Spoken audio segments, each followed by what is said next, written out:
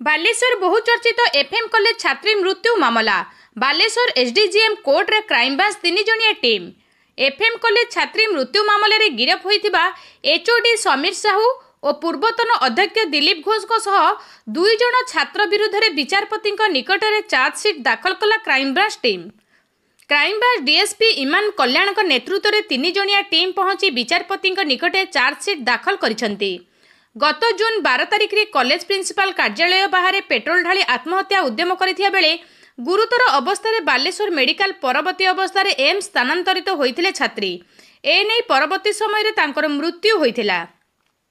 छात्री मृत्यु मामला एचओडी समीर साहू निर्यातना और फेवर मागिथिबा अभियोग होइथिला एवं पूर्वतन अध्यक्ष दिलीप घोषଙ୍କ कौनसी कार्यानुष्ठान न नेबा सहित आईसीसी टीम तदंत आଳରେ अवहेला अभियोग करथिले परिवार और छात्र छात्री।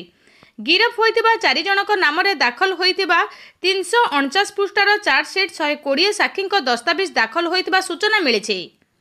वकील अभियोग आनुछन काहे पूर्व साइंटिफिक टीम को पठा जाय नथिला ए मोबाइल आ अन्य जो एक्टिविटी इन्वेस्टिगेशन तो ओपन अछि हमें सब जिंस कोर्ट को जणाउछु टाइमली।